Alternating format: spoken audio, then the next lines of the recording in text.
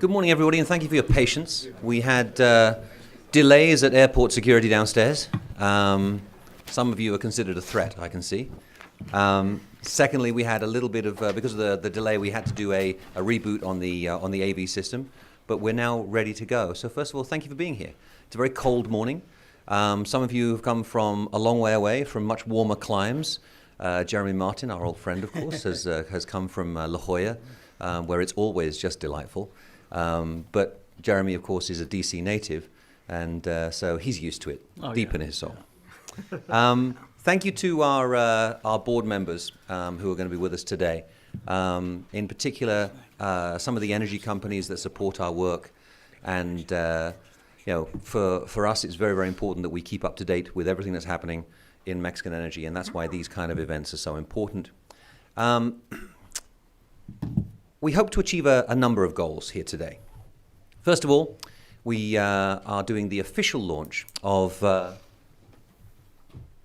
book, Mexico's New Energy Reform, which we launched in Mexico City at the end of last year.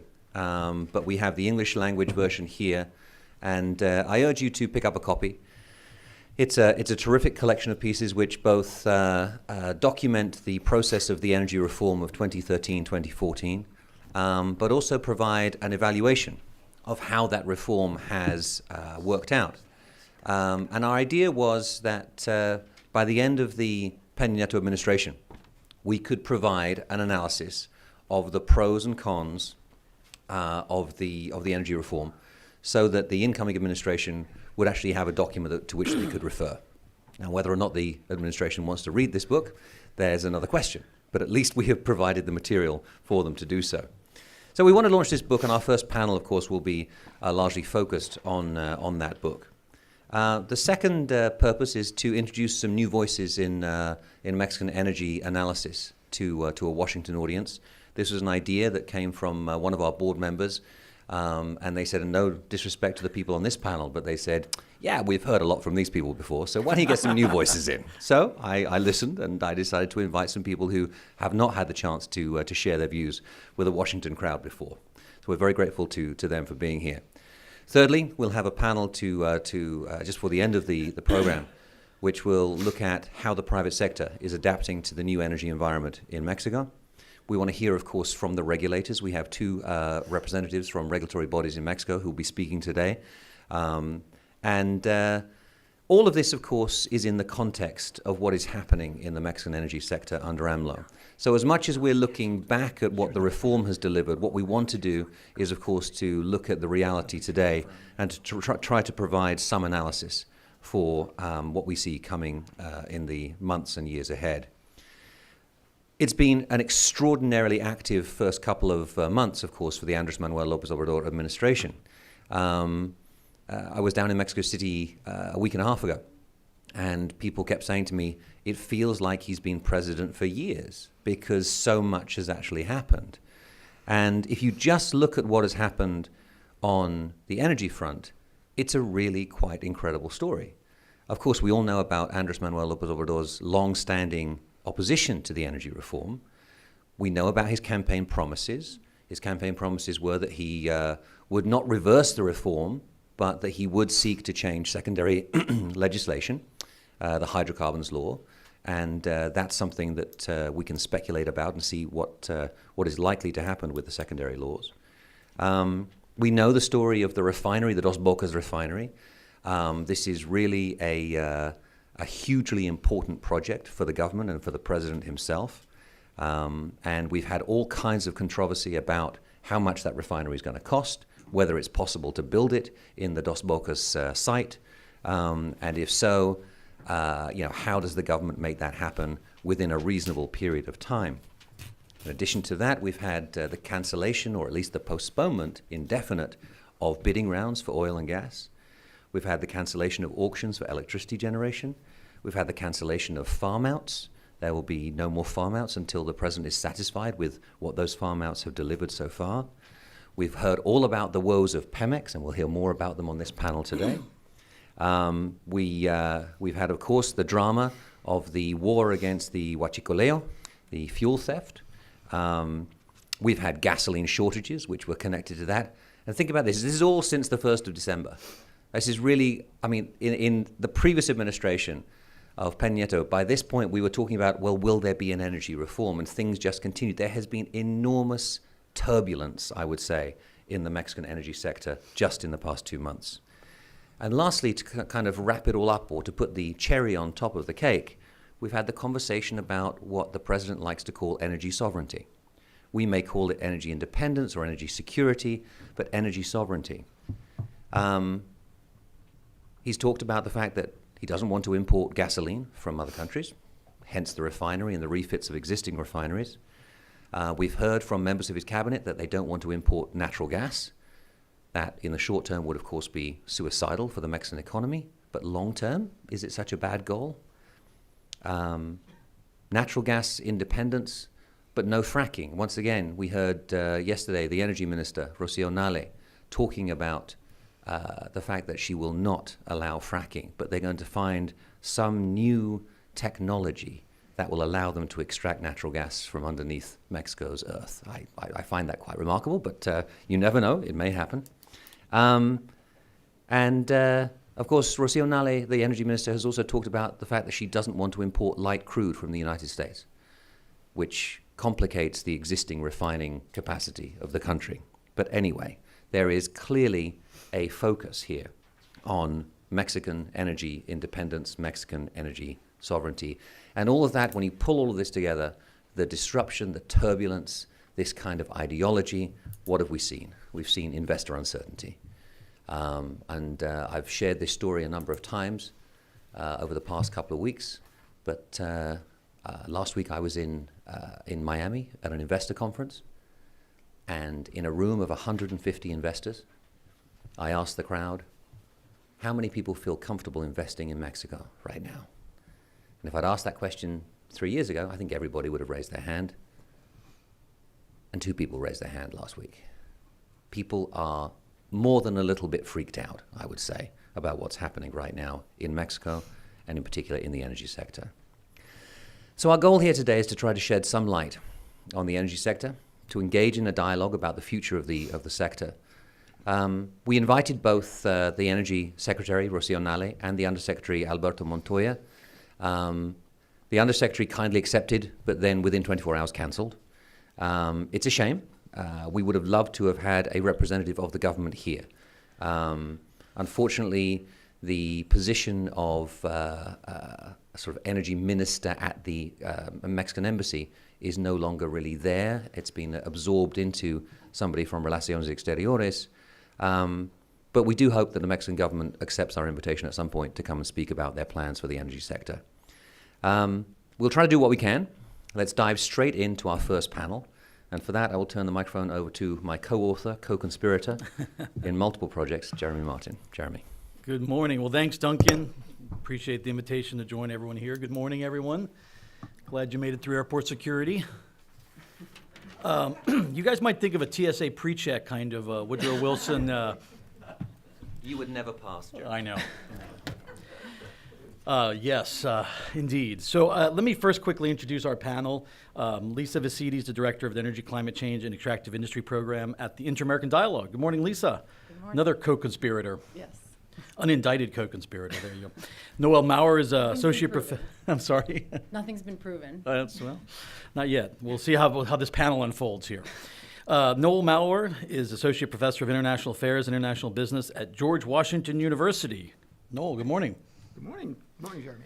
Leticia Abad is Associate Professor of Economics at the City University of New York, Queens College. Hello, Leticia. Hello. And Duncan Wood, hello again.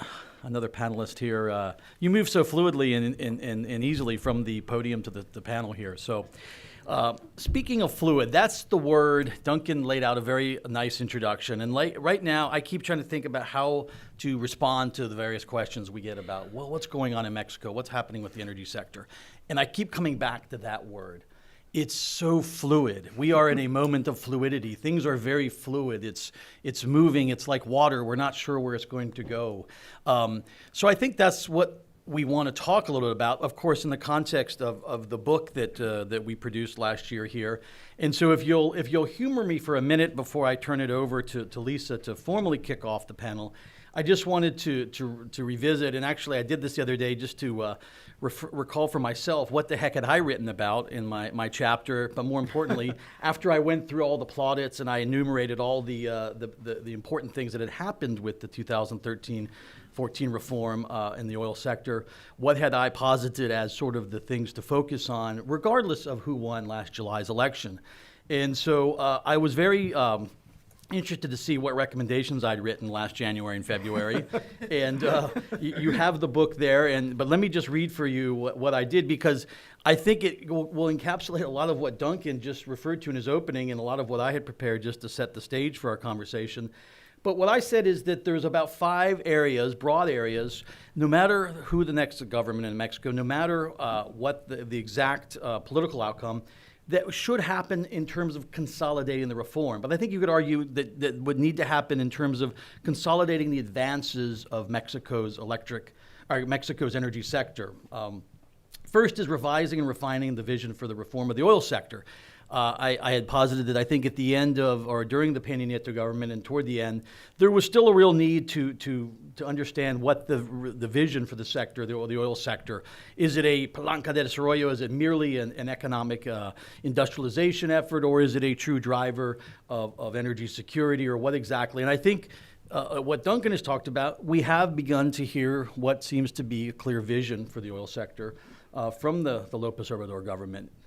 Perhaps focused specifically on refining, but yet they've also set a goal for oil production. They have set a goal for an enormous recovery. The goal is anywhere from 2.4 to 2.6 million barrels a day, and for those of you in the room know that is a very large goal and a very large amount of oil. So what exactly are we considering here in terms of that first point, revising and refining the vision for the sector, the oil sector? And of course, within that came to my second point, and that exactly is, well, what's going to be needed to further reform the national oil company at Pemex? That's something we can come back to. The third point is something that I think is perhaps the most fluid of what we're looking at today, and perhaps the most disturbing on many levels. And I had written about the need to balance regulation, oversight, and investment. And we'll hear from a couple of the regulators later today. But let me just pause to say that one of my most worrisome moments right now is what's happened the last couple of weeks with the CRE, and what's happened in terms of, let's just be honest, it's been an attack on the leadership of the regulatory body, the CRE. And so I think in terms of balancing regulation investment, what exactly is this government going to do in terms of in terms of CRE and CNH, autonomous independent regulatory bodies set up to ensure the proper functioning of the electric sector, the oil and gas sector in Mexico? So balancing regulation and investment, and this issue of where do regulatory bodies truly fit in the overall vision of the López Obrador government? I don't think we know yet, but like I said, the last couple of weeks, some of the trends, and not just the personal tax, but the reduction in budget, the elimination of staff, and what I would suggest is an overall effort to diminish their ability to exercise their functions. We've seen commissioners leaving, some for personal reasons, some I would suggest for those challenges that this government has placed upon them. There's not a quorum at the CRE. The CNH is soon to be without enough commissioners.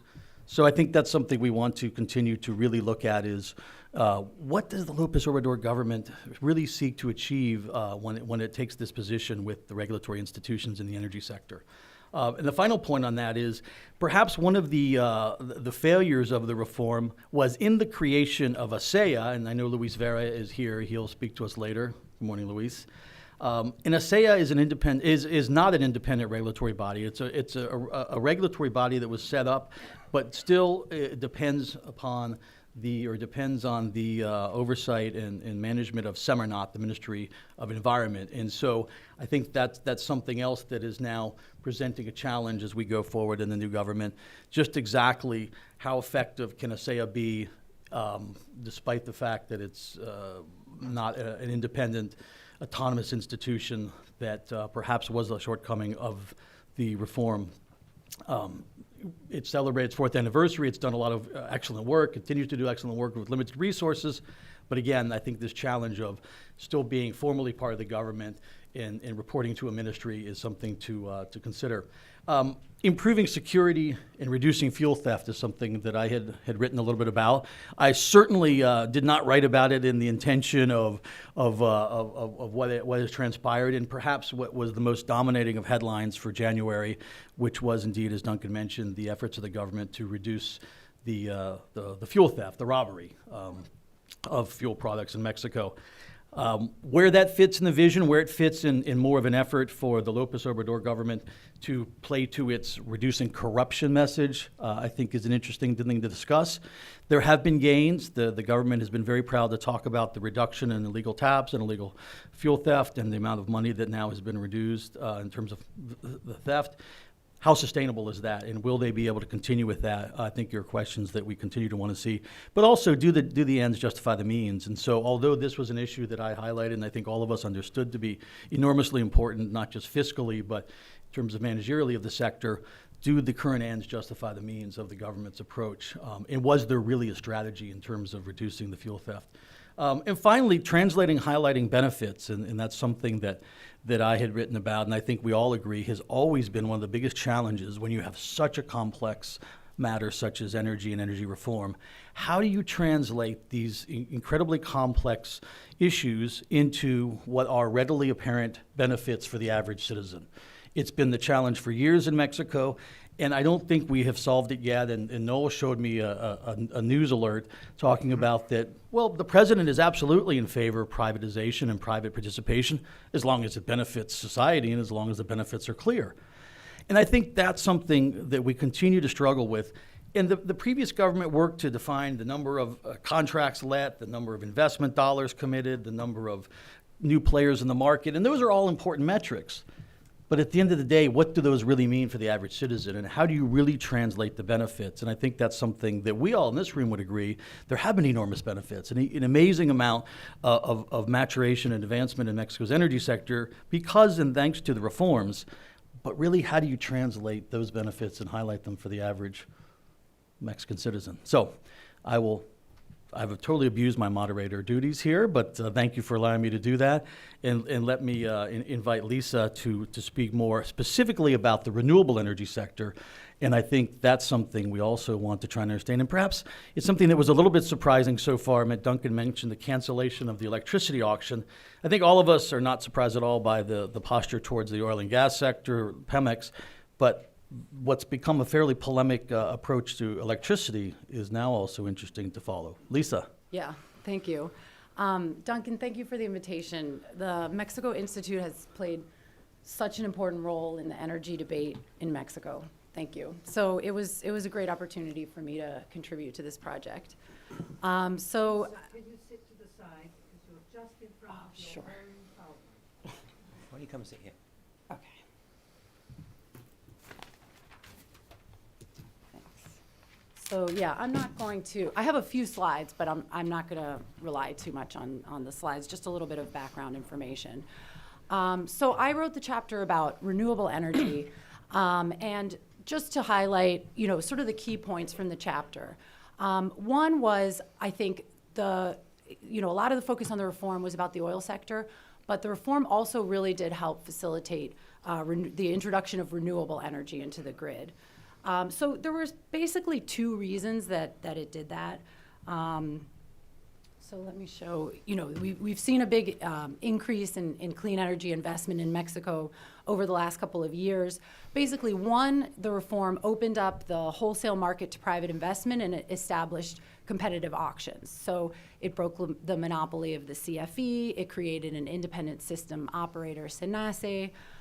Before the reform, private power generation could only be in certain situations where it was very small scale or if it was self-generation. And the lack of market competition for the power generation contracts created inefficient practices like continuing obsolete plants.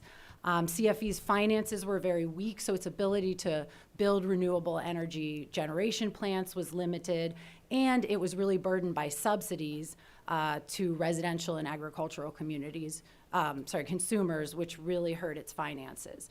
So since the reform, we've seen 3 auctions. And I would say that they have been very successful. They brought 7.5 gigawatts of energy awarded, $8.6 billion in investment, and really significantly, the cost has gone down. From the first auction, it was about $48 in 2016 per megawatt hour, and in 2017, $20 per megawatt hour. So we've seen really record low prices. And the auctions, a lot of the capacity went in particular to wind and solar. And so it created a lot of potential capacity in these sources, which were extremely limited before. It also included participation from both major international players and local players. And in the third auction, the CFE was not the only off-taker. It was the only off-taker in the first two, and it reduced its percentage to 91% in the third. So we start to see new players in the off-taker space as well. And it also allowed private companies to acquire transmission rights. So in the past, CFE, also because of weak finances, was not able to invest what it needed to in the grid. And so this now created the possibility for private investment in transmission and distribution. So that's one. Then I think the other reason that the reform was important to promoting renewable energy was because it created policies that were specific to clean energy. Because these changes that I mentioned are really for the whole power market. But it also created a sort of cap and trade system where you trade clean energy certificates. And it requires industries with larger consumption of over 1 megawatt to generate at least 5% of energy from renewables in 2018, with that share increasing to almost 14% in 2022. So in these auctions, as this chart also shows, a lot of clean energy certificates were awarded. So this is another mechanism for promoting cleaner energy. It also reiterated the existing targets. Mexico already had a target of 35% of power from clean sources by 2024. It sort of reconfirmed that, and it also created interim goals. So the country has very specific goals in this area. And in addition, it created the Geothermal Energy Act. This was also part of the whole reform process, which created a framework for private companies to develop resources, and it facilitated issuing of permits for site studies. So it created some incentives for geothermal specifically. So I don't think that the reform really addressed all of the problems. So another issue that I discuss in the chapter is there are still ongoing challenges. And this was, of course, before the new government took over. So I think the main areas that still needed to be worked on, one is that the power grid is still in very poor condition because of underinvestment. So, technical and non-technical losses went down dramatically over the last couple of years, but they're still above the OECD average, which is more where Mexico would like to be. So the OECD average is, around 7%. In Mexico, it's still over 11% of losses. And most of the wind and solar, so let me just skip to this map. So this sort of shows the electrical grid. Most of the wind and solar resources are in the sort of northwest region, desert regions for solar, in Oaxaca on the Pacific coast for wind. But the demand tends to be more where you see the sort of grid, the southeast, the industrial centers, the population centers. So you really need to invest in, firming up the existing transmission lines and reducing losses, but you also need to build some new transmission lines. And that's something that I think was, we're not there yet. There was this opportunity for private investment, but it hasn't really happened yet. And so, also the regulatory authorities have to make sure that there's a system that covers peak demand, that provides reliability, and that still can provide low costs.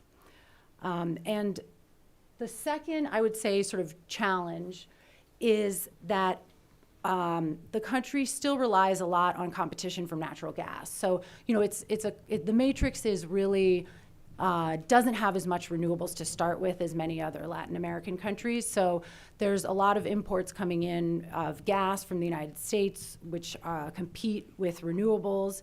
And some of the bids in the renewable auctions, as I mentioned before, you have these really low prices, but there was also a lot of concern that the prices offered maybe were too low. In some cases, they didn't do the right analysis, and maybe they weren't going to be able to get financing. And another variable is that there wasn't enough of a sort of social and environmental impact assessment. So, it's still, I think, unclear to what extent they can really compete, renewables can really compete with natural gas. And then also, over time, there's been an increase. In this chart, you can't even see solar because it's so insignificant. Wind, you can see it's the bottom. There's a little bit of an increase, but we're starting from a really low point. We do have more hydro in Mexico, but interestingly, the auctions really, the technologies that did the best were solar and wind. So that's where, we're seeing a lot of new potential. And then finally, I think the other challenge that hasn't been addressed, or that wasn't really addressed under the reform adequately, is local communities. There's a lot of opposition, just like you have in oil and mining projects. You have a lot of opposition from local communities in renewable energy projects. And even though Mexico it requires the Energy Ministry to hold consultations. It has signed the ILO 169 Convention on Free and Informed Prior Consent. It requires developers to do a social impact assessment, yet you still have a lot of conflicts. And one of the things that makes it more complicated in Mexico is the ejido model, or the social property model, where land is co-owned. It could be hundreds of people that you have to negotiate. You don't just have one landowner that you have to negotiate with. So that just makes it more complicated. And there have been cases, there was a case of a wind project that was canceled by a ruling by the Supreme Court because they said they hadn't gone through the proper consultation process. So that brings me to a few thoughts on what changes have happened since the current government took over. So I think that one big approach of the new government has been, I think, a sort of review of and skepticism toward activities that involve private companies. So as was mentioned earlier, the suspension or cancellation of both power generation and transmission auctions. So what should have been the fourth long-term renewable power auction was canceled, was initially postponed in December. I mean, as you brought up, it wasn't as clear immediately that this was going to be a sort of area for target, and I thought that it was just a temporary postponement and a sort of let's do this on our watch by the new government. But in fact, in February, it was canceled sort of indefinitely, and this would have it was expected to bring 1,400 megawatt hours of electricity capacity, $1.6 billion in investment. And also, interestingly, there was an expectation that the CFE would further reduce its stake. So a lot of others would be off-takers, even more than that little 9% from the third auction. But and I don't think it's been totally clarified, why it was canceled. One advisor said that the government is still evaluating the benefits of the long-term generation auctions and setting up an industry working group to get feedback, so they're sort of still reviewing it. But I think, it looked like it wasn't just a temporary postponement. And in addition to that, some of the transmission line auctions have been canceled. So, for example, in January, a transmission line that was going to be built from Oaxaca was canceled. They said it was because of a financial analysis confirmed that the project was not a priority for the government, and it would have taken wind power from that region to central Mexico, which, as I said, is very important. I think the other focus of the new government is strengthening CFE and a return to state-led development. So it's very similar to what we see in the oil sector, the idea of strengthening Pemex. So there was a budgetary increase for CFE of 12% in the recently presented budget. And this will help a little bit. I mean, there is an issue of a shortage of funds for CFE, but it's not going to ever be significant enough to make up for what would have come in private capital for the power sector and for renewables in particular. And then I think the third sort of new focus of the government is a focus on expanding domestic resources. There's more of a focus, I think, on coal, oil, domestic natural gas, and large hydro. And there's a move away from, non-hydro renewable sources. So I think one of the objectives is of course to reduce dependence on natural gas imports from the U.S. And the government presented a plan to modernize 60 domestic thermal plants using coal, oil, and gas, retrofitting existing plants, proposing building a new coal plant. So, there's definitely a shift in the direction. And I think with the previous government, there was still a lot of use of natural gas. Renewables were still, as I said, making up a small share. So moving even further away from that is, I think, a big change. There was also an increase in the budget for Pemex, an increase in the budget for the Energy Ministry, especially focused on the hydrocarbons subsecretariat, and a reduction of some important parts of the budget, some programs for clean energy, for energy efficiency, for ASEA, the environment regulator, for the Environment Ministry. These all see budget cuts, as well as the regulators, the CRE and the CNH. And there are reports that their workforce will be reduced. There was a proposal to put the regulators under the Energy Ministry and for them to lose some of their independence.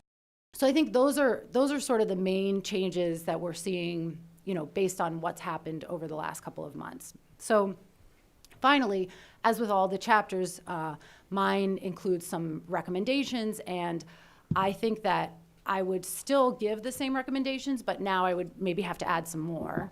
I think overall my recommendation was the reform created a good framework for expanding renewables, so work with that framework and make some tweaks to improve it. So one recommendation was increase the capacity and efficiency of the energy transmission and distribution system. So I think natural gas and hydropower will certainly continue to be important for baseload power, but you can also increase the intermittent renewable energy sources, and this actually they're domestic sources of power, so this helps with energy security and with reliability, and it's clearly they're competitive as well. And I think now I would say, the government should resume these transmission auctions in order to access private capital to expand and upgrade the grid.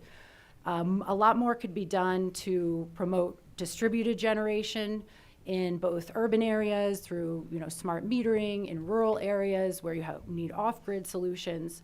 A plan to develop energy storage for intermittent energy, and maintaining the independence of the regulators, the SENACE and the CRE in this case. Another recommendation would be resume and improve the clean energy auction. So, move forward with the fourth auction. And I think to avoid the possibility of underbidding, more could be done to demand financial guarantees and go with bidders with strong technical and financial qualifications. The government could provide more information about the renewable energy potential in certain areas, and also provide more information about the social and environmental conditions in those areas to make it easier for developers to avoid things like conflicts or poor environmental impact assessments that don't get approved. Some of the really less established technologies like geothermal and ocean energy may need temporary subsidies that should be phased out over time. More could be done to incentivize the local renewable energy industry for components and for services, and for example, clean energy clusters. And then I also think that more could be done to improve the process for local consultation. So as in other countries, the most important thing I think for avoiding local conflicts is putting resources toward talking with communities and having a process that's clear, that communities understand, what the outcome will be, what their role is, and having enough actual people from the government and having the government actually proactively involved in consultations. Looking at other examples in Latin America, that's really been the most successful approach. So I think, I think looking back at something that I wrote about a year ago, I think it's, I would still say the same thing, but I think that there's been some backtracking and actually more now needs to be done. So that concludes my chapter. Thank you, Lisa.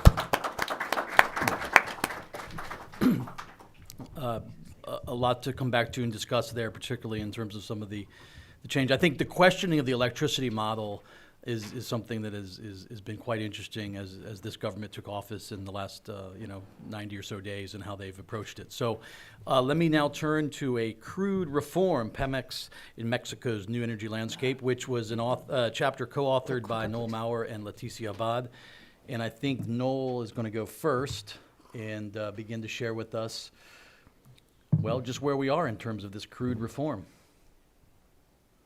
All right, so first I want to thank Jeremy for moderating the panel. I want to thank Duncan for putting it together. I want to thank Lisa. That was a very edifying, great presentation. I definitely want to thank my co-author for providing most of the interesting and new stuff in this paper. And I also want to thank all of you for showing up and having your forbearance, especially in terms of listening to us, because until I hand the mic over to my co-author, like Duncan, one thing we have in common is that we both speak the King's English, except in my case, it's Kings County, Brooklyn. And I want to apologize in advance for anyone who has trouble understanding me, or if I speak too quickly, because I don't know how long I have to live. So to start, I just want to put the energy reform in context. The energy reform came in the context of plunging output in the case of Pemex. So this is a very long-term view of Mexican oil production all the way from 1900 up until around last month. And as you can see, there was a massive decline starting in the beginning of the 21st century and certainly continuing. At the same time, the National Oil Company was in increasing financial straits. This graph here shows Pemex's revenues in 2017 pesos from 2001 through 2017. Its expenses are in red, and so you can see, and these are expenses before taxes. And so as you can see, with the decline in oil prices, they started to plunge, and in fact, the company lost money in 2015. But more to the point, even during a period where oil prices were off exploring Mars, Pemex's profitability was not rising high enough for the company to be able to make any money given its massive tax burden. So the oil company was in trouble. Mexico had reserves of hydrocarbons that needed to be developed. The company didn't have the resources to do it, and so the energy reform was intended to try and solve that problem. And so what we're going to do right here is I'm going to briefly talk about what the energy reform in theory was trying to do and whether or not it succeeded in practice before turning the mic over to Leticia to discuss how we think the new administration is actually going to affect the way the reforms are going to work out in the future. So one way to think about it is the reforms really intended to try and ease three constraints that Pemex were facing, and this is going to be a very Pemex-focused presentation. The first are financial. Essentially, the company needed investment capital to be able to develop Mexico's hydrocarbon resources as well as properly manage its existing fields. The second was fiscal. The company suffered a very, very, very massive tax burden that in fact was driving the company into the red almost continuously, and also provided a big chunk of resources for the federal government.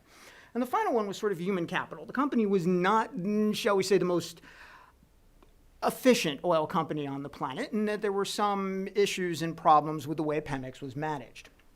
So the way in which the reforms attempted to address the financial constraint was via the farm-outs. You can think of them as joint ventures. It's a little bit more complicated than that. I don't want to get into the weeds too much right here because of time. The thing to keep in mind is that the farm-outs were almost always sideshows. There was a lot of heat, but not a whole lot of light. This here is Pemex production from 2010 up to 2018. So those are real numbers from 18 to 25. Those are projections. This is the big KMZ offshore fields. These are Pemex's other fields. And these up here are the farm outs, which were expected to maybe kind of sort of, if everything goes right, knock on plastic, maybe might have made up for some of the decline. There were other farm outs, but this really always was, in some extent, given way too much attention as a way of sort of solving at least Pemex's problems. Just to give one example here, the Trion field has a break-even price of about $53. So even if everything does go as planned, it's not going to generate a huge influx of free cash flow for Pemex. Pemex has discovered other fields, but there's still the question of how do you get the money to develop them? And even they're marginal. The second thing the reform did is it chopped taxes immensely. So essentially, these three lines here, this gold lines are just the oil price, just to give you some background information. These three lines show Pemex's tax burden as a percentage of the company's revenues, as a percentage of the government's total tax take, and as a percentage of Mexico's GDP. At the very end of this presentation, we're going to return to that last line. But as you can see, around the time of the reform in 14 and 15, these dropped amazingly. There were actually massive tax cuts. But there's two things to keep in mind. The first is that tax cuts are the tax burden was a second order problem. I mean, this is a company that was losing money. You can kind of watch here the collapse in Pemex's free cash flow after 2010. That's basically that blue line there. This is a company that was in financial trouble before it got hit with this immense tax burden. So yes, it's helpful, it's nice, it's necessary, but it's not a panacea, and it doesn't get at the main problem. So then we turn over to sort of, again, the issue of human capital. And here you had massive layoffs. So this red line is the percentage of the workforce that's unionized. This blue line is the head count. You can see here in 2015 and 2016, it dropped immensely. One might want to note that many of the proponents of the reform stated explicitly in the run-up that that was not going to happen. And we're going to return to the point Jeremy made in his comments about how this reform was oversold a bit later in this presentation. But even this kind of drop in the head count didn't do a whole lot to reduce Pemex's payroll as a percentage of its revenue. And there were two reasons for this. One is revenue collapsed because oil prices collapsed. But the second one is this was always a little bit overblown as a problem. Yes, around the margins, Pemex is overstaffed. Absolutely. There's no doubt of that. Pemex employees are paid a lot by Mexican standards. This is the average wage in Mexico. We measured it two ways. I won't get too much into the weeds. These are average Pemex wages. Yes, they continue to increase quite dramatically over this period. But at the end of the day, Pemex employees are paid a lot less than international standards. The company's payroll is not that elevated. And while there are a lot of complaints that we hear about the company's internal management structure not providing incentives to employees to do a good job, I at least am very skeptical that those matter. This insight actually is Leticia's. If you look at other state-owned companies, YPF in particular, but Petrobras as well, their employees are poached by the majors all the bloody time, even if there isn't an internal structure to give you a bonus for, say, discovering a new field or managing a great deal. If you do a good job, you can make a lot of money by jumping ship. This doesn't happen with Pemex employees, which makes us think that the issue is not really the incentives that the employees as individuals or the managers as individuals are facing. It's the strategic direction of the company. The problem is at a much higher pay grade than the one that some of these administrative reforms were attempting to address. My co-author is going to talk a little bit more about corruption a little bit later. And that brings us around, before I hand the mic off, to the point that Jeremy raised. And again, apologies if I'm speaking too quickly, which is that the reform was oversold. President Peña Nieto essentially took advantage of a split in the left to try and push through this Pacto para Mexico, this broad group of reforms. Energy reform was shoehorned on top of that, shoved through in a party line vote where you basically had the PRI and the PAN voting for it, and they could buy votes from those, pardon me, I can say this, right, those parties like the Green Party that really aren't political parties. They're ways to earn rents, buy them off, push this through, make all these extravagant provinces, which in the electricity sector, as Lisa's presentation showed, you might have been able to follow through on and show benefits to average Mexicans, but in hydrocarbons just wasn't going to happen. And then when you count that the reforms are kind of like, they're not all that great, and they didn't really work all that well on their own count. So Amlo could give these presentations about how Pemex investment budget is still collapsing and output is still going down, and none of the benefits are showing up. You had a population, we're not even going to talk about the gasolinazo, that was sort of primed for being angry and disillusioned with these reforms. They were on very shaky political ground. And just to add to that, Americans in particular tend to over-focus on the idea that this is a constitutional amendment, forgetting that the Mexican Constitution, since its inception in 1917, has been amended on average 5 times a year. This is not as big a barrier as someone with an American or Canadian or French perspective might actually think. And with that, I want to hand the mic over to my co-author to talk about Amlo. Thank you. So to make your money worth, we just decided to extend our analysis to cover what has happened since we finished the chapter last April. And we just want to put this into perspective and just, have the same kind of framework analysis of having these three main points, or like the three main constraints that Pemex faces in terms of easing like the financial part of it, then in terms of the tax burden, and also addressing inefficiencies. As many of you here in the audience know, like the energy sector is a top priority for the new president, and he has been very vocal, even this morning, like in his daily press, press conferences about what the role of Pemex should be in the Mexican economy. He claims that Pemex should be a strategic unit in the whole Mexican state. He also pledged to reverse this, like as my co-author has shown, this really dramatic collapse in oil production. He claims that Pemex is going to be, the oil production overall is going to increase 40% by 2024.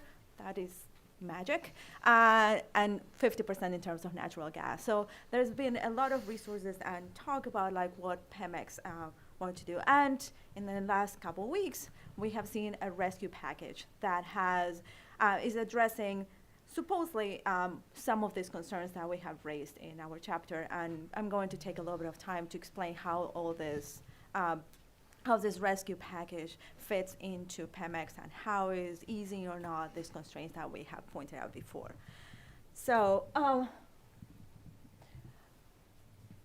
the first thing that we want to talk about is that, as many of you may know, or maybe this is shocking to me to hear this, and I'm from Argentina, so macroeconomic things do not shock me that much, is that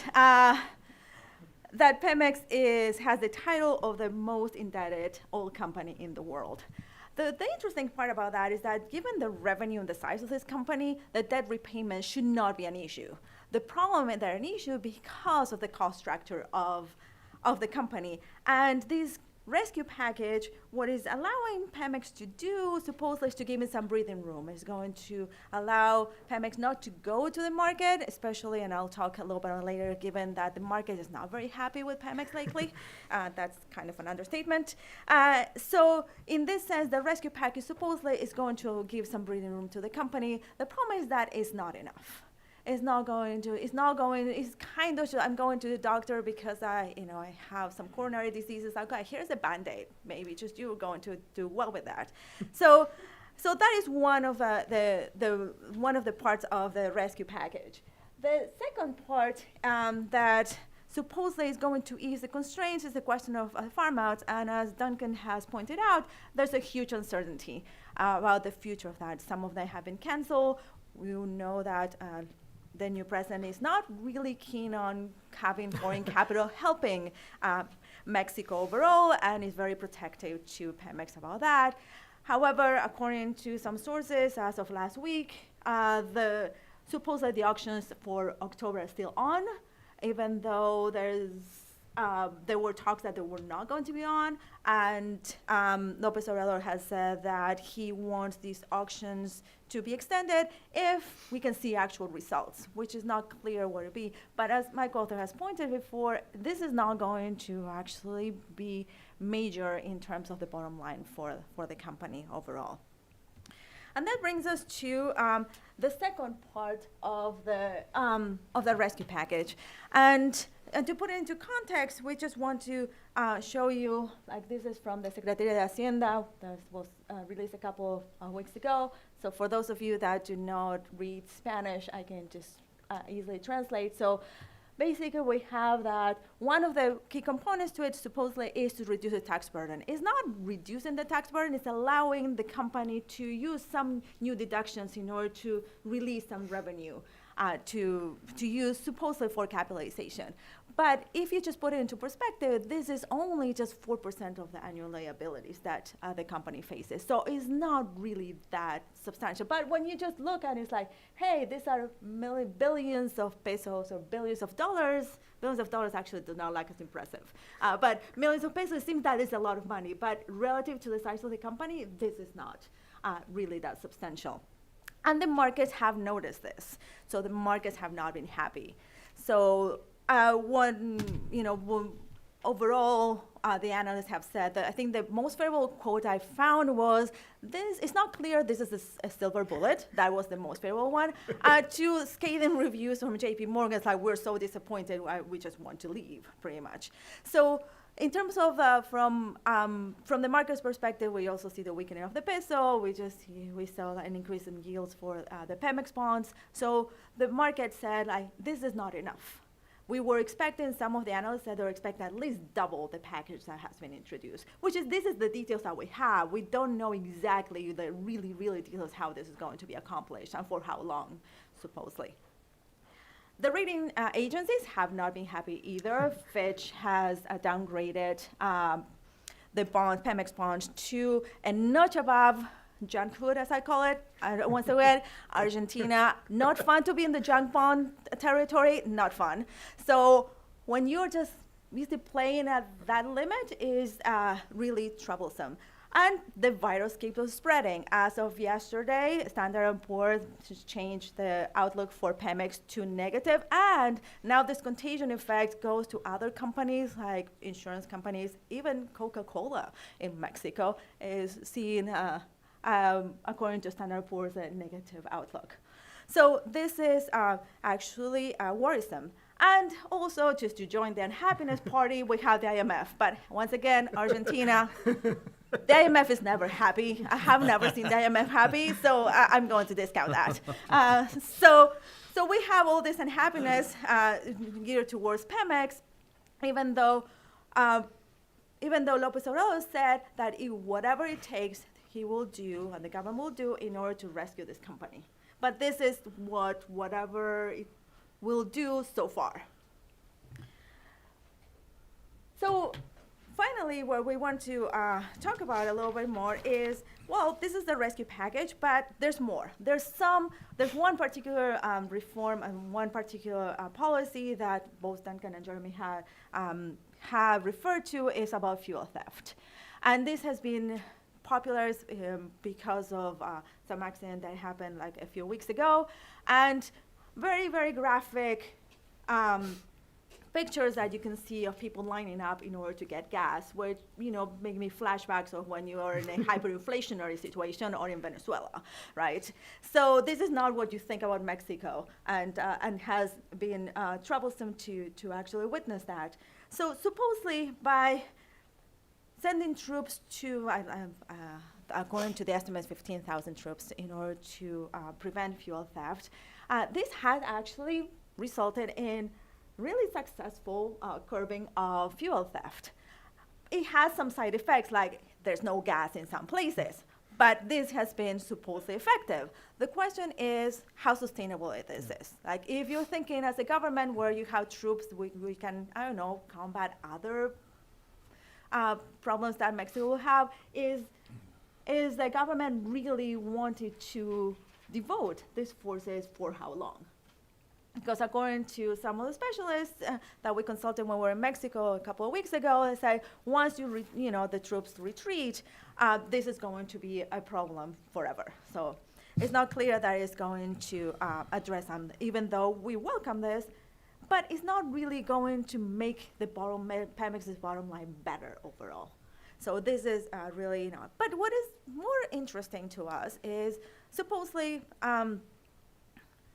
AMLO just ran into an anti-corruption platform. And this should be one of the places where he could put a lot of effort and resources in order to curb corruption overall. As of today, and I quote, like in the press, I just got this quote, he said here, and I translate it loosely, "We're going to rescue Pemex.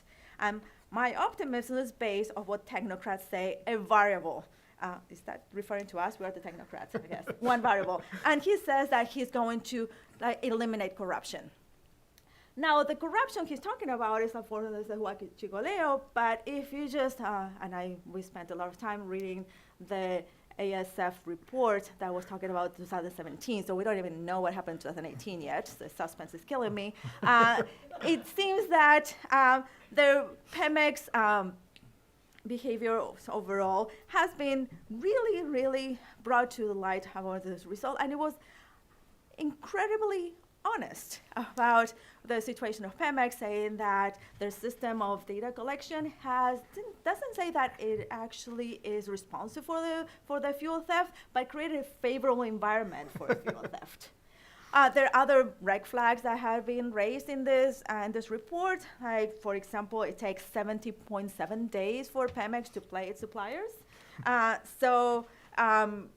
The Salina Cruz refinery that was hit by many, many unfortunate events, after many contracts over, the goal was to get 70% of capacity and is right now at 39.6%. The illegal tappings, that we know are not really combat within the system. And we have other flops like the fertilizer unit and the cogeneration ventures as well. So overall, what we see is that this regulated package is within this umbrella that we think about the AMLO administration. However, that's not really going to change radically Pemex performance or future performance as well. And with that, I'm going to turn back to my co-author so that we just look at the big picture. So the only thing that we want to end on, and we talked about this, whether or not we should even do this at the end, but we figured we'd take advantage of the platform that we have, is just to point out that while Pemex is too big to fail in the sense that you've got 130,000 employees, and right now its bond rating is tied up with the bond rating of the Mexican federal government, Mexico does not need Pemex. And in the medium term, 5 years, 10 years, certainly, Mexico does not even really need an oil industry anymore. Mexico has graduated from being an oil country to a country that happens to have a lot of oil. Over here, you've got Mexican federal budgets from 2001 over to 2017. As a percentage of GDP, revenue from hydrocarbons is this blue line here. It's down to less than 2% of GDP. It is a small and shrinking part of the federal budget. It would be very easy for the Mexican federal government to make up these revenues. This orange line down here, these are retail taxes on hydrocarbons. This line goes negative because for a while the Mexican government incomprehensibly was subsidizing people to basically set stuff on fire. That stopped. But these revenues could be made up for. And so while you have a company that's too big to fail, it's not something, and I think it behooves all of us to keep this in perspective, that this is something, a decline, a failing company, but just managing its failure in a way to reduce the human cost is a very viable option for Mexico. And it is surprising to both of us how little you hear that, because that is something that is talked about in other contexts, in other countries, and other industries.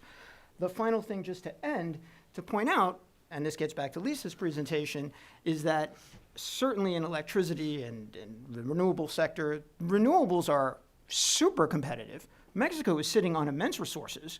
The competitiveness of those resources increases by the minute as wind turbines get larger and more efficient and solar photovoltaic cells fall in price. Just to give some example, these lines are the projections of the International Energy Agency about how much wind power and solar power is going, in this case, this graph is solar, is going to be installed every year. And essentially every year they decide that the second derivative must have fallen to zero, and whatever was happening in that year is just going to continue, and the annual increments are going to be flat. And every year these guys, don't ask me how and don't ask me why, are taken by surprise by the fact that solar and wind installations, and more to the point, the actual generation of megawatt hours is far more than they anticipated. So for a number of different reasons, fiscal independence, the growth of the non-oil economy, and the fact that alternative energy sources, as Lisa pointed out, are becoming increasingly competitive and will blow hydrocarbons out of the water 5 years down the line, mean that failure actually is a very real option and something that we think should be on the table, and I think is when you actually look at what the ratings agencies are saying. And with that, I'd like to hand the mic back over to Jeremy. Thank you. Well, you didn't incentivize any kind of debate with that ending there, did you at all? Wow. But first, we'll wrap up the formal part of the panel with Duncan Wood. And Duncan, please, your thoughts, and perhaps we can get into exactly, so just let Pemex fail or not. But I don't know if you want to address that or Thank you. And thank you, Noel, for throwing controversy right in our faces. Yeah. I think we've got a lot to talk about there. Instead of making a full presentation of what the chapter that Jeremy and I wrote together was all about, or what the book, I'd like to first of all mention, thank you, the authors, everybody who participated in this book project, because it was a labor of love, and sometimes not so much love, but and there are a number of authors who aren't with us today, and so let me just mention them. In particular, Sarah Ladislaw and Jesse Barnett, who wrote a fine chapter on the global energy system. The idea was to put Mexico's energy sector in the context of that. Guillermo Garcia Sanchez, who is a professor at Texas A&M University Law School, and Peter Nance, who wrote a very, very fine chapter in this book on Mexico's electricity reform. It's the longest of the chapters, largely because he put in a ton of graphics. And the graphics are the reason why the book is this shape, not a regular book shape, because otherwise we wouldn't have been able to see the details of the graphics. So thank you to the authors and, of course, the people who are here with us today. But I want to actually pick up on what Noel said, and let's get straight into the argument about this. Mexico doesn't need Pemex, okay? It's not the point, is it? AMLO needs Pemex. Andres Manuel needs Pemex. And I think he has created this idea that Pemex is fundamentally important to the bienestar, to the welfare of the nation, and it's not just the prosperity of the nation. I think one of the biggest mistakes that we make is criticizing Andres Manuel López Obrador for not understanding economics or not understanding an economic logic. He may or may not, but it's secondary for him. His fundamental concern is political. And Pemex has always been a fine political symbol for Mexico. And here's where I would sort of delve into the chapter that Jeremy and I wrote together on the history of the reform, which is, let's go back, not just to 2012, but let's go back to the end of the 1990s, the early 2000s, and think about what Mexican public opinion said about the possibility of opening up the sector. Yeah. Time and time again, when Mexicans were asked, do you want to see private and foreign investment in the oil and gas sector, they said no. Mexicans didn't feel comfortable with it. I always had an idea that maybe that was soft, that you could manipulate it. And various polls which came out during the reform suggested that was indeed the case. But I'll never forget, and I've mentioned this many times over the years, there was a poll that was taken by CIDE, Mexican Attitudes Towards the World, México en el Mundo. And there were two questions in that poll which really stood out, and this was around 2006, 2007.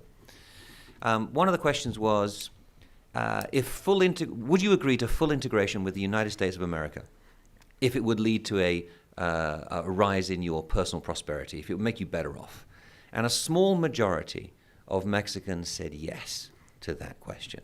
They said, yeah, we'll integrate entirely with the United States if it means that if I have more money.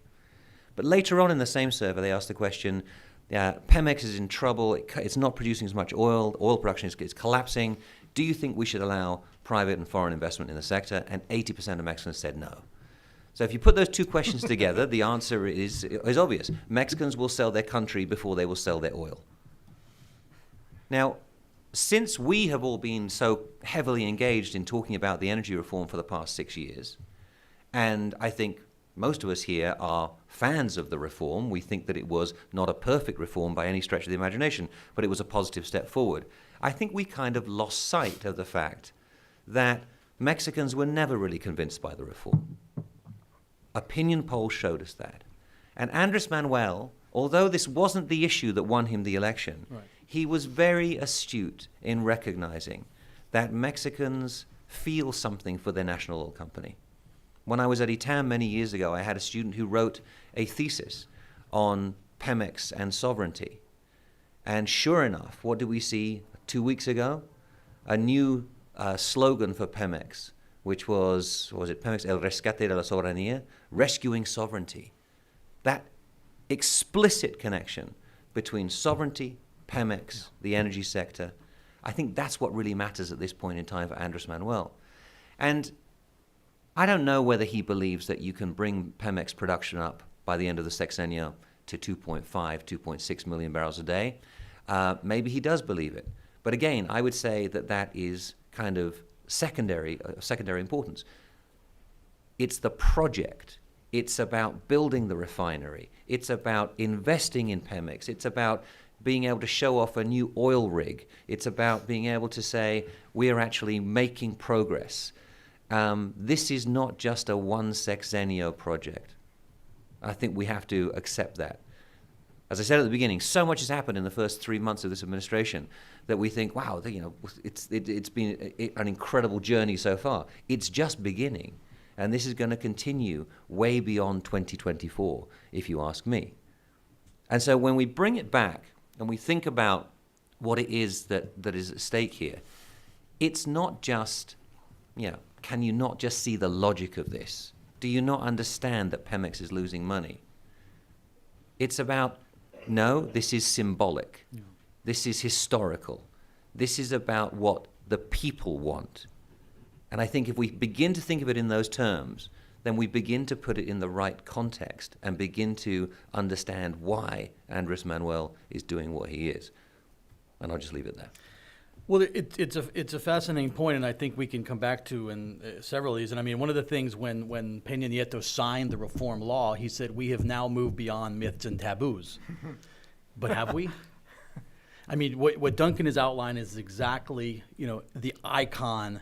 And if you look at the new imagery of this government, it's all about icons, right? I mean, look at, you just see these wonderful images from leaders of the past. And of course, we haven't mentioned yet the fourth transformation. And so I think to allow Pemex to fail does not play well into the fourth transformation. I would suggest probably fairly straightforwardly here. There's a whole host of things to get into, not just whether Pemex can move on or not. But I think this question of, okay, so Pemex is not going to fail. There's no way this government's going to let it fail. Then let's get into what will happen. And because if we've seen the cancellation of the oil and gas contracts, but yet we've seen forward progress on service contracts, and we've seen the effort to bring in Mexican drilling companies to work together. I mean, there's a lot of activity being generated, right? Pemex is really starting to ramp up its drilling activity on the back of Mexican drilling contracts. And service contracts, there's a whole host of service contracts, 114 or something, I forget the exact number. But then the question becomes, and everyone we asked at a panel that the Institute of the Americas did last week, do those lead to that 600,000-700,000 barrel a day recovery? And nobody said yes. So we come back to where we always seem to come back to. Okay, we all agree it's politically important. We agree that the efforts to combat Huachicoleo was not necessarily an energy strategy. It was a public opinion strategy, and it was part of the anti-corruption. And I'm going to root out all of these people who've been harming our populace. But then you still come to the bottom line of you have to perform on Wall Street as a company. You have to deliver results, Pemex, for the nation at some point in time if you are continuing with this commitment. Anyway, I'm belaboring the point, and so let me start with the question. Well, why don't we open it up? What do you think? Because I think we've been talking a lot up here. So if anyone wants to, how do you want to do this, Duncan? Should we just open it up to the floor here and if everyone's very timid, I'll come up with some questions, but let's see. Let's see if the audience has any insights or questions. Sir. Hi, Brian Scheid with S&P Global Platts. You talked a little bit about how you see this 2.4 to 2.6 million barrel per day goal as unrealistic. What do you think as the realistic goals for Pemex? What will they be producing in a year, 2 years' time? You have a slide that I think, I think you had some numbers, right, Noel? Yes, we did. So this is the middle projection for the existing auction fields. So by 2025, in theory, they're supposed to be producing 750,000 barrels a day. That is an extremely rapid ramp up and is unlikely to be met. The Energy Ministry puts 400,000 barrels a day by 2025 as their low scenario. it seems plausible. But do note, these are the auction fields. These are not farm outs. These are not directly involved with Pemex. These are the fields that, at least if you read the way the fourth transformation seems to be playing out, the revenue from those fields, and as much as there is any, is going to be used to cross-subsidize Pemex and keep it schlumping along. And so one other thing about Jeremy and Duncan's comments is that I don't think we disagree at all. I just think most of us in this room probably would take success for reforming Pemex as putting the company on a stable footing going ahead and having production goals that can be met and getting its finances stable. The fourth transformation does not intend to do that. Yeah. In another country at another time where Pemex really was vital to national health, that would not be an option. You would not be able to have this giant political project because the country would not be able to afford it. But Mexico can. Mexico can afford to keep this behemoth schlumping along with some sorts of cross-subsidization, in part from the parts of the energy reform that have already gone ahead that won't be turned away, and in part perhaps by spending taxpayer dollars on it. What we would call failure, he would call success, and that is actually a very real option. Pemex does not, to some extent, need to be fixed. It's not a national crisis or an existential threat for Mexico, its polity, or its economy. If I can just, chime in there. We're currently at 1.623. I think this is the latest figure, right? 1.623 million barrels a day. Pemex just revised downwards its own predictions for what it's going to produce by the end of this year. But Pemex is still saying that they're going to produce, I think, 1.77 by the end of the year. I don't quite see where those extra barrels are coming from. The estimate of 750,000 barrels a day from the contracts, I think that's incredibly ambitious. Folks that I spoke to in the industry suggested that it would be more like 250, maybe 300 by 2024. So if you think that you're going to add 300, let's be generous. Let's say it's 300 that we add, and then we get what will be the decline on the existing fields. It's going to be pretty significant.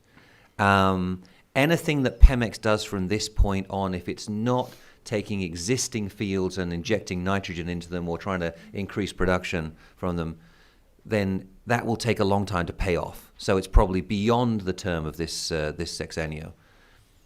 So I think we can realistically think that we are going to be stuck at around 1.6 by the end of the sexennium. Maybe we get up to 1.8 if Pemex is able to hold the line on 1.6 itself, and then you add in an extra 200, 300,000.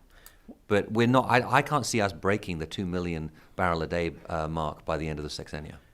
Well, then I think you mentioned, the role of the private, the contracts that were let as part of the reform, right? And I know we're going to hear from the industry association, Merlin Cochran, later today about the role of the industry itself. And I think an interesting thing to consider here is, and maybe Merlin can speak to this later, one of the things in postponing or canceling the upcoming oil auctions that were scheduled, the president said, because I want to wait to see, and I'm going to put pressure on the contracts that are already let to produce and increase their production and ramp up their production and bring it online quicker. So 2 questions there. One, is that even realistic? And number 2, does it change materially what you guys just got done talking about? So things to mull over. Let me throw it out, but I also want to come back to Lisa or Duncan. You guys have your name cat for our web audience. I don't know if We're they're interchangeable. I looked over and I said, wait a second. Let me throw it over to... Duncan just got a lot more attractive. That's what you were thinking, right? There you go. Well, exactly. The issue of the challenges, and by the way, the challenges of the electric sector are similar in most countries when you come into the losses and all these. But this idea of the need to make more resilient and robust the transmission network, right? And then we saw the cancellation of 2 major auctions, or not auctions, but projects that were going to be developed at really no cost to the government because they were a PPP model, a concession type model. So my question for Lisa is, how does Mexico's electric grid become more robust and allow for a much better aprovechamiento of those renewable resources at the same time that we see some backsliding on infrastructure development? Well, I think things are going to go backward in terms of the amount of investment. And I think similarly to the oil sector, it's largely symbolic. Yeah. Like you said, I don't think that the economic I don't think the issue is that economically it doesn't make sense to, put this in the hands of a private company. I think it's part of a broader policy of putting things, of a state-led development, of putting things in the hands of the state companies, and being very skeptical of the idea of private companies handling it. And so I think, increasing CFE's budget by 12% is not going to be enough to allow them to make the investments that they need to make in the grid. And you still have the issue of subsidies. I mean, I think we were discussing that the reform was oversold. I do think that it was oversold in the electricity sector as well, because there were promises about people's electricity rates going down. But in reality, residential rates are so heavily subsidized for most people that even if the costs of power generation and transmission and distribution decline, you're still not going to see that change in your bill if your bill was subsidized. So I think that, and so that means that those liabilities are still there for the CFE. So I think if they don't go ahead with these auctions, it's going to be very difficult to make all of the investments that are needed. But I also don't think that developing renewables is a priority for this government. Right. So I don't think they're too concerned about it. I think their focus is hydro, yes, definitely a big focus on expanding hydro, largely kind of expanding capacity in existing dams and expanding natural gas production and coal production. And I think if intermittent renewables, I think they're skeptical of intermittent renewables anyway. So if the investments aren't made for that to increase, then I think that they see that as fine. Sorry, Jeremy, on that one, I have to say, I think that the government's really missing a beat on this one, on the renewables argument, because if they are truly serious about energy sovereignty, energy security, why wouldn't you invest heavily in that? this? Was something you and I talked about last year. I thought that the idea of domestic resources could include very easily a focus on renewable development. It would be able to, in a medium to longer term, displace some of the gas imports. If you want to reduce your gas imports for power generation, what better way than wind and solar from all over your country? And instead, we've heard reports about increasing coal imports into Mexico. So let me ask everyone here. I mean, were you surprised? I mean, I think none of us are surprised the posture on the oil and gas and Pemex. I mean, let's just be honest, right? Nothing in the big picture has surprised us with the posture. On the electric sector, has this been surprising? Yes, I mean, I thought that it was less of a political hot potato, so I thought that it would sort of go under the radar and that they would continue with previous policies without making big disruptive changes like in the oil sector. So I think it's surprising to see such a backtracking. I mean, throughout López Obrador's career, I don't think he's paid some lip service to environmental issues, but I don't think that it's been a priority. I think his priority has been more economic and more, nationalist. So in that sense, it's not a surprise that renewables wouldn't be a priority. But I did think that just sort of maintaining the status quo would have been politically acceptable, and that's what I would have expected. I was stunned by it. My logic is exactly the same as yours. And to just draw a parallel with another jurisdiction that's highly nationalistic and sort of has a bad view of foreigners, the state of Texas, where Rick Perry managed that famous green to sell out a $7 billion program, the CREZ program, to build these high-voltage direct current power lines across the state to allow the build-out of Texas's wind industry, even though that was going to be financed by higher electricity charges that the ISO was going to pass on to consumers.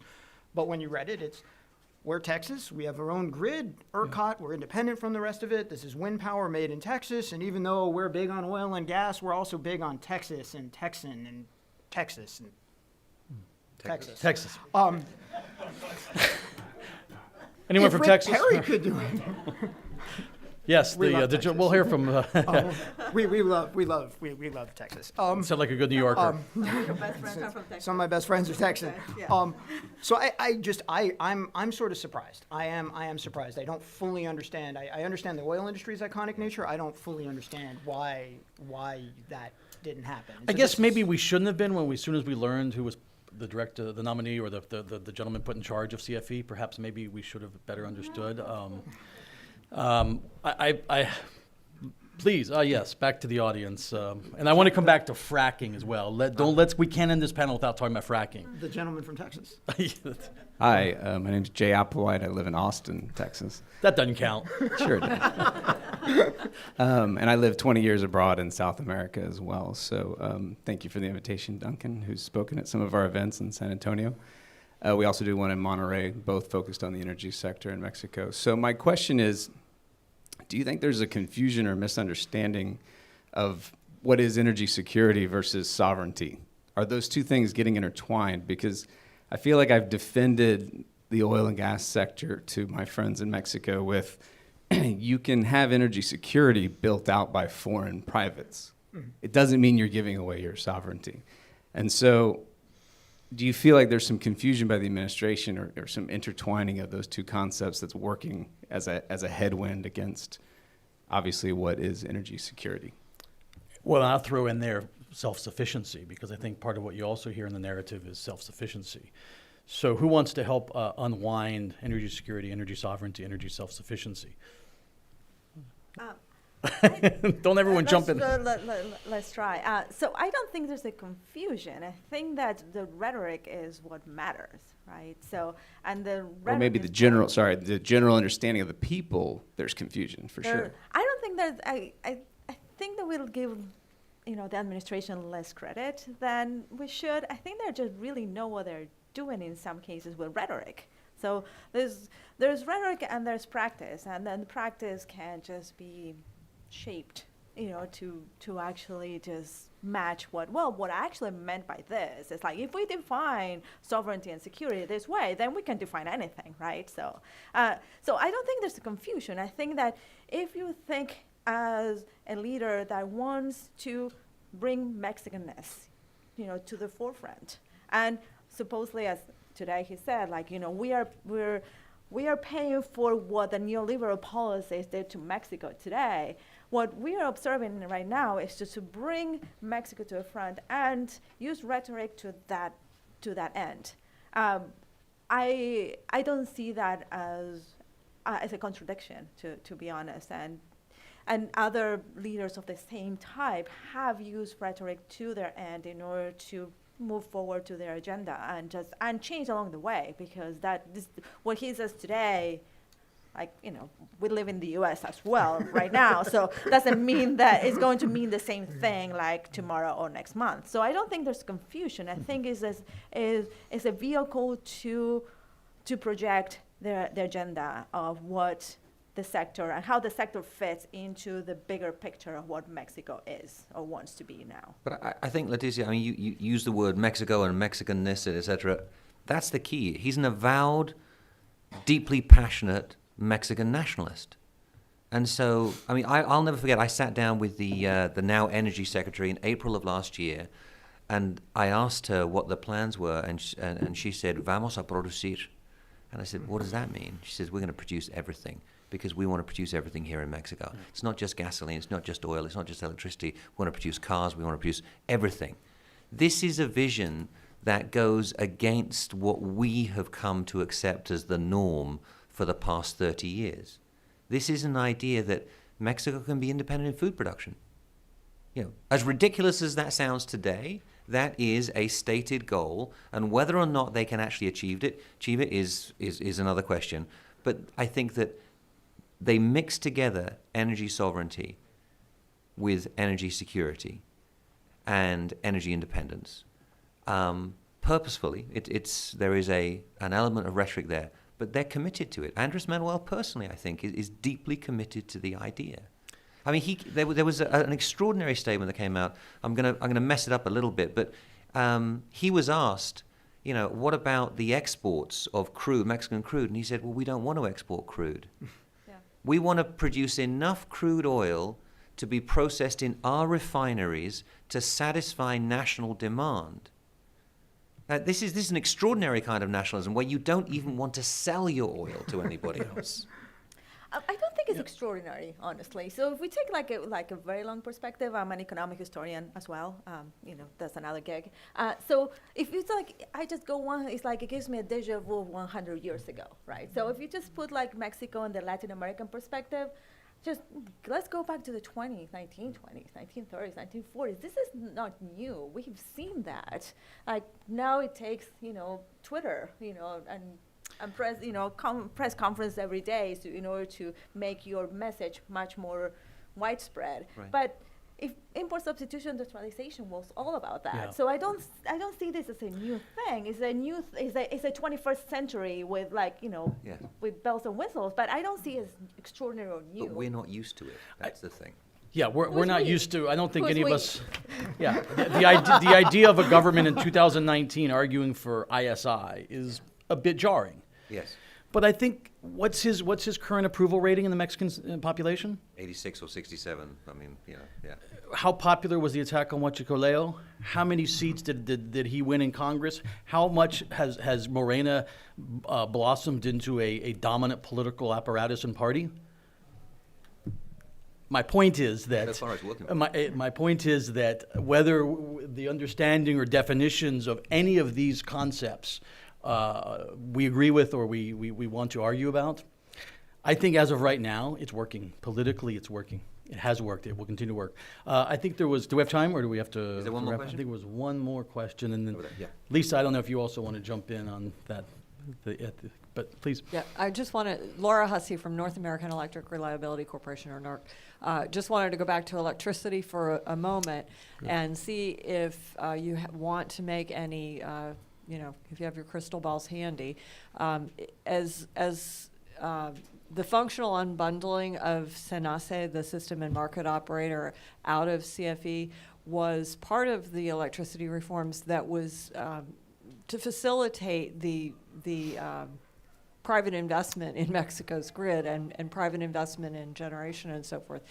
If you're not going to pursue private investment, you don't really need SENACE to be functionally unbundled. So the crystal ball question is, can you foresee the possibility that this administration might unwind that and rebundle? Well, I mean, I have a comment, but go ahead, Lisa. Yeah. Well, I mean, I don't know specifically about SENACE, whether or not they will, but I think that there is a general kind of attack on regulatory bodies and these sort of independent parts of the government that we were discussing earlier. So I think there's a little bit of an attack on the system. I mean, the system of the reform was, if you're going to have private investment, then you need to have these independent regulators. The government's, the ministry or the secretary's job is for energy planning, not for regulating private entities. And when you just had one state oil company or one state utility, you didn't have as much of a need for these independent bodies. And when you created the wholesale market and you took some of the monopoly away from CFE, you had to create these. So I think if there's unwinding in some aspects of the whole system, or at least a desire to do so, then I think you could see some changes to SENACE as well. But some things are written in the law and can't just be undone, by the government. I mean, I think the CRE continues to exist. Its commissioners have been, pressured maybe to resign, but it can't, you can't just eliminate the CRE under current legislation or SENACE. And I think Well, one it's of the in hindsight, I think perhaps that's now what's become apparent about what we took at important, you call the unbundling, but the removing of SENACE from CFE perhaps didn't go far enough because it didn't create what we understand to be a sort of independent system operator, didn't create its own governing board. So although in the previous administration there was the ability led by SENER to have SENACE serve as that independent system operator, now I think what we recognize is, well, that works when the Ministry of Energy plays a planning role and sees itself as a planner and will allow the quote-unquote independent system operator to play that function. But now where there's a government that does not necessarily want to follow that script, we're now starting to wonder what does happen in terms of SENACE. Because it does seem the cancellation and the cancellation of the transmission lines and the auctions was not a SENACE decision. right. Mm-hmm. Final thoughts? Do you have a yes or no question for us, Jeremy? You always have a yes or no question for us. We can vote. For those who've ever been to the event at the Institute of Americas, I like to always wrap up the panel with a yes or no question. But since this is not my event, I very much appreciate the ability that you allow me insert my my protocol into your panel, Duncan. I would just say my final thought is this: is that as on so many other things in Mexico right now, what happens in the Mexican Congress is going to matter a huge amount.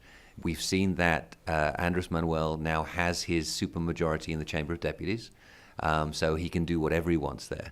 But in the Senate, where you would need a 2/3 majority in order to change the Constitution, he still doesn't have the votes. And on the regulators, this interesting to watch. Sorry to jump in, but what's going on with the nominations seems to be showing this as well. Yeah. Exactly. So the Senate has become the focus for all political negotiations for this government. And if they do have the intention of changing the Constitution, of unmaking the energy reform of 2013 in some way, then I don't think it'll happen before the middle of this administration, but it could possibly happen in the second half. And if that was the case, then the Senate will be the focus, unless, of course, there is a rebellion by the Mexican public against Morena as a party, and in the midterm elections in 2021, that somehow Andres Manuel loses the majority in the Chamber of Deputies. I don't see that happening personally, but it's possible. So here's my yes or no question. We'll make it political. Does Andres Manuel López Obrador win re-election in 2024? No. That's a bit of a cheeky kind of question. There's a lot loaded up into that. That was a bit of a joke, but let's put it this way. You know, there's going to be a plebiscite on his midterm, right? So in 2021. So let's take it. Actually, that was a bad joke. But does Morena retain its majority in 2021? In the Chamber of Deputies, yes, I think it will. Yeah. No. Absent some unknown economic shock, probably emanating from this country, I would say yes, it does. Yeah, I agree. I think it will retain. All right, Lisa, final word Yes, on both. yes. No, no, and yes. Thank you, Jeremy. Thank you all very much. So Let's switch out. wonderful Next panel. analysis.